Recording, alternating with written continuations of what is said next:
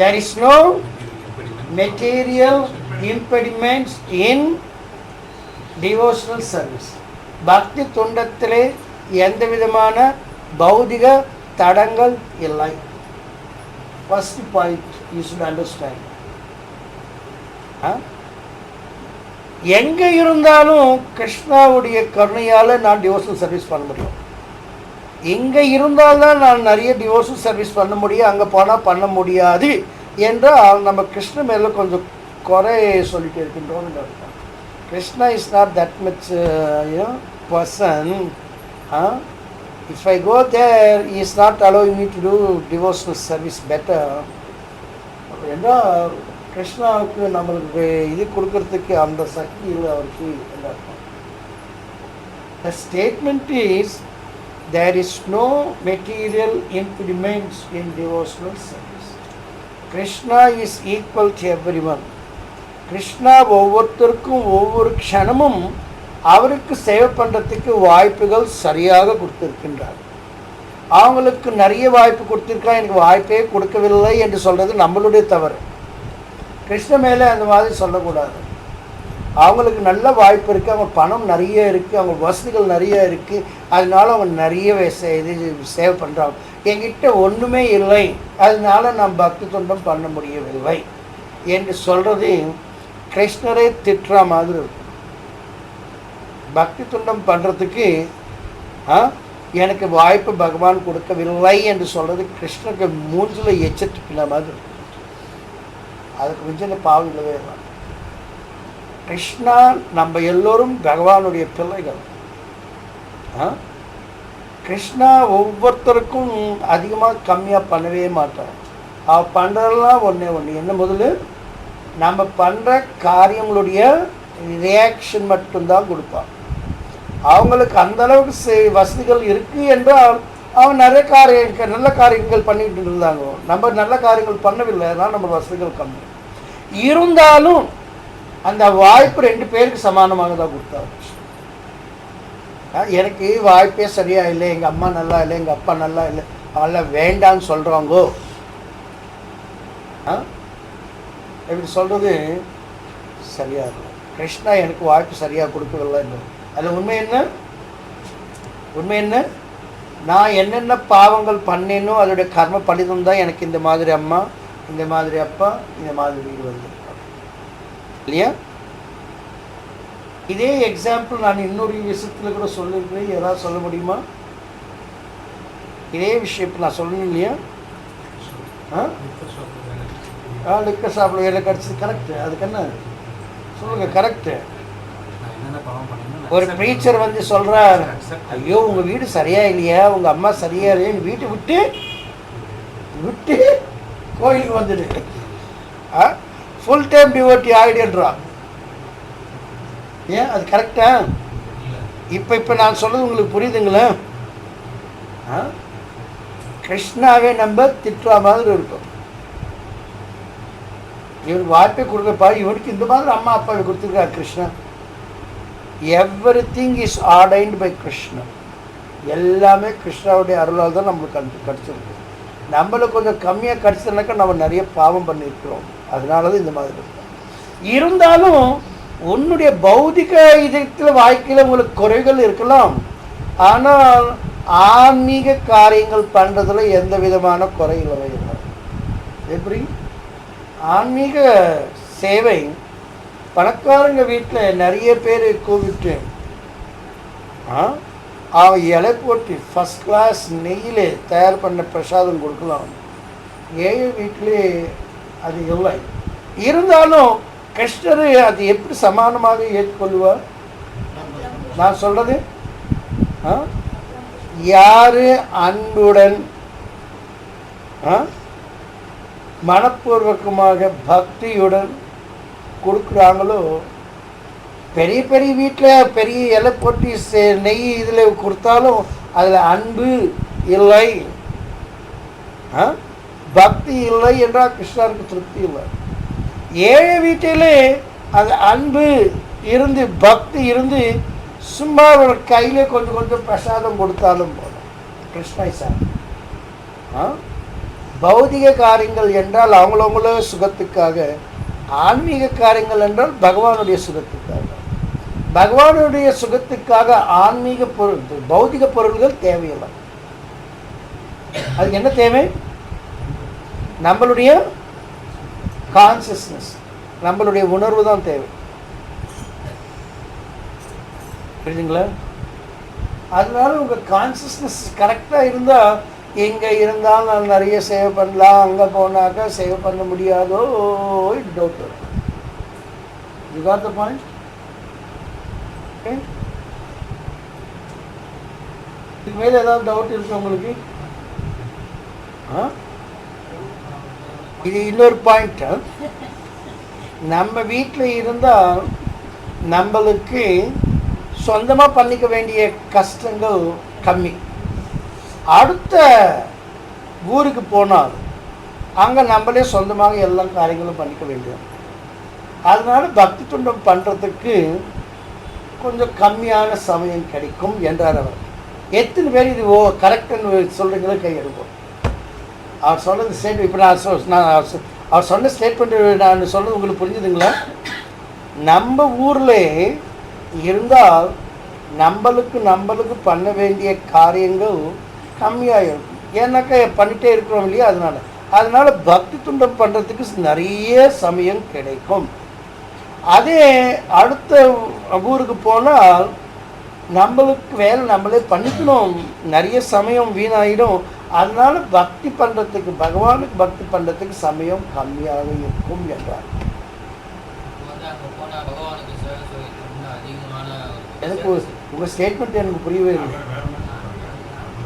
அவர் அங்கே போனாக்கா நம்ம வேலை பண்ணுறதுக்கே நம்மளுக்கு நிறைய சமயம் ஆகும், பகவானுக்கு சேவை பண்ணுறதுக்கு கம்மியாக இருக்கும் சமயம். என்ன எனக்கு ஒன்றும் புரியல. சமையல் அவரே பண்ணுவார், கிருஷ்ணர் பண்ணுவார். நீங்கள் உட்காந்து ஹரே கிருஷ்ணர் சொன்னாக்கா கிருஷ்ணரே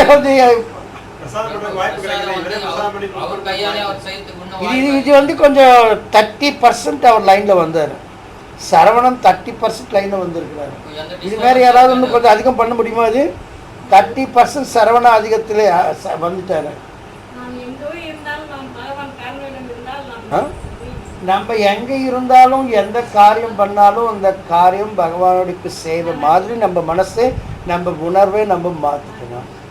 எத்தரோசி எத்தஜாசி எஜ்ஜுஹோசி ததாசி எத்தபஸ்ஸி கௌந்தையா தத்புருஷ்வம். நீங்கள் ட்ராவல் பண்ணி கொண்டு இருக்கிறீங்க, அந்த ட்ராவல் கூட பகவானுக்கு சேவை என்று நினைக்கிறேன். புரியுதா? நீங்கள் ஏதோ ஒரு காரணத்தால் தானே ஏதோ இடத்துக்கு ட்ராவல் பண்ணிட்டு இருக்கீங்க, எங்கேயோ போய் சேரணும் இல்லையா? அங்கே சேர்த்து என்ன பண்ண போகிறீங்க? யாருக்கும் ஏதோ வேலை பண்ண போகிறீங்க. அந்த வேலை எல்லாமே கிருஷ்ணாவுடைய ஆர்டர் மேலே தான் நீங்கள் பண்ணிட்டு இருக்கீங்க. கிருஷ்ணா எல்லோருடைய கோரிக்கைகளை நிறைவேற்றி கொண்டு இருக்கின்றார். அனாதி காலத்தில் இருந்து அவங்க கோரிக்கைகள் நிறைவேற்றதுக்காக நீங்கள் ஒரு இடத்துல இருந்து இந்த இடத்துக்கு போயிட்டு இருக்கிறீங்க. நான் சொல்றது புரியுதா இல்லையா?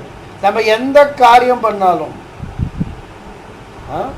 ஒரு சின்ன ஒரு ஸ்டோர்ஸில் வேலை பண்ணி கொண்டு இருக்கிறோம், அந்த ஸ்டோர்ஸ்க்கு நிறைய பேர் வராங்க இல்லையா? அவங்களுடைய கோரிக்கைகளை நிறைவேற்றுறதுக்காக தான் அந்த ஸ்டோர்ஸ் இருக்குது. அந்த ஸ்டோர்ஸ் இருக்கிற பொருள்கள் அதில் நம்ம வேலைக்காரனாக இருக்கிறோம். அந்த ஸ்டோர்ஸில் வரக்கூடிய கோரிக்கைகளை நிறைவேற்றுறதுக்காக தான் பகவான் இந்த அமைப்பு பண்ணி வச்சிருக்கின்றார். அது நம்ம அது கொடுத்துட்டு இருக்கணும். அவருக்கு என்ன வேணுமோ அது நம்ம கொடுத்துட்டு இருக்கோம். ஒரு நோட் புக் வேணும், நம்ம அந்த நோட் புக்கு அவனுக்கு கொடுக்குறோம் இல்லையா? அவனுடைய கோரிக்கை பகவான் நிறைவேற்றணும். அந்த பையனுக்கு ஒரு புஸ்தகம் தேவை, பகவான் அந்த இதை நிறைவேற்றணும். அதுக்கு நம்மளே அவர் ஒரு இன்ஸ்ட்ருமெண்ட்டாக யூஸ் பண்ணுறாரு, நிமித்த மாத்திரா. இப்போ இந்த மாதிரி நம்ம கான்சியஸ்னஸ் இல்லாமல், இஸ்கான் இல்லாதவங்க அங்கே இருந்தால் வாப்பா வா புஸ்தகம் வாங்கிட்டு போகணுக்கு தேவையானு சொல்லணும். ஆனால் கிருஷ்ண கான்சியஸாக இருக்கிறவங்க என்ன நினைப்பார் மனசில்? கிருஷ்ணா நீங்கள் அவனுடைய கோரிக்கை நிறைவேற்றுறதுக்காக இந்த கடைக்கு அழைச்சிட்டு வர, அது எங்கிட்ட நான் அவனுக்கு கொடுக்கணும். உங்களுடைய பிள்ளை அவன் part and parcel of yours. அவருடைய கோரிக்கை நீங்கள் நிறைவேற்றுக்க என்னை நீங்கள் ஒரு கருதியாக ஏற்றுக்கொண்டிருக்கின்றீங்க. நான் உங்களுக்கு உதவி பண்ணுறேன், நான் உங்களுக்கு தேங்க்ஸ் நன்றி சொல்கிறேன். உன்னுடைய கான்சியஸ் எப்படி இருக்கும்? புரியுதா? நீங்கள் எல்லோரும் நினைக்கலாம், நீங்கள் எல்லோரும் கீழே உட்காந்துட்டு ஏதோ நான் சொல்கிறது கேட்டுக்கொண்டு இருக்கிறீங்க, ஆனால் அவர் மேலே உட்காந்துட்டு எல்லாம் ஃபஸ்ட் கிளாஸாக சொல்லிட்டு இருக்கிறார். அவர் மாதிரி நானும் ஆனால் நல்லா இருக்குமே, இப்போ நான் கொஞ்சம் கம்மி லெவலில் இருக்கிறேன்னு சொல்லி நினைக்கலாம் இல்லையா? இல்லையா சொல்லுங்க. சிரிச்சாக்கா அப்போ என்ன அர்த்தம்? அந்த மாதிரி எல்லோருடைய மனசில் நிச்சயமாக வரும் இல்லையா? அது கிருஷ்ணாவுடைய பார்வையில் என்ன இது? நான் இப்போ ஒரு உதாரணம் சொன்னேன். எடுக்கப்பட்ட வீட்டில் நன்றான சேவை பண்ணிட்டு இல்லாத வீட்டில் சிம்பிளாக ஏதோ பண்ணி கொண்டு இருக்கிறான். கிருஷ்ணனுக்கு எப்படி இது வரும்?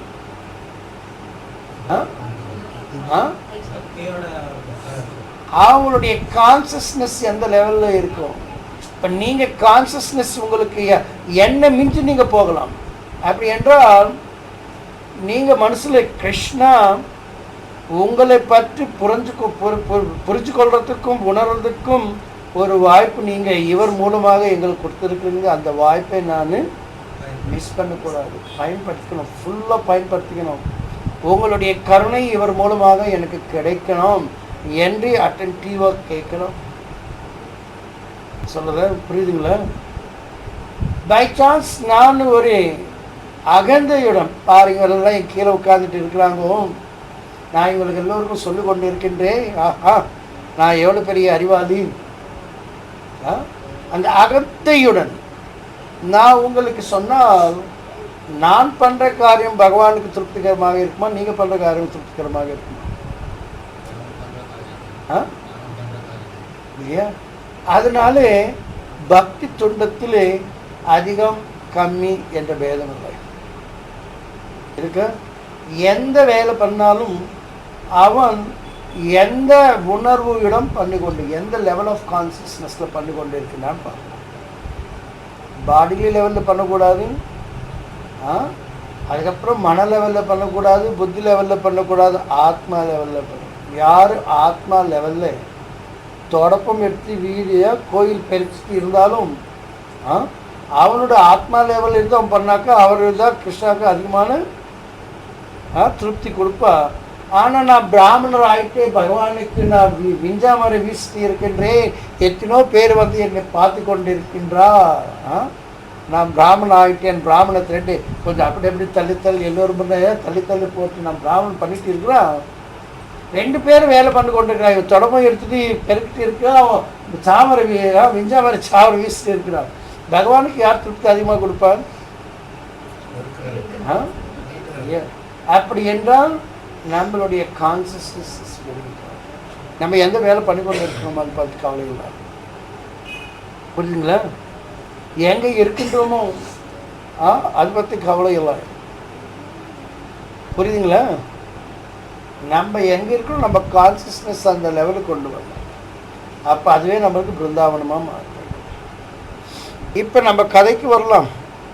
சரி, இது புரியுதுங்களா? இப்போ உங்களுடைய கான்சியஸ்னஸை பொறுத்து இருக்கு.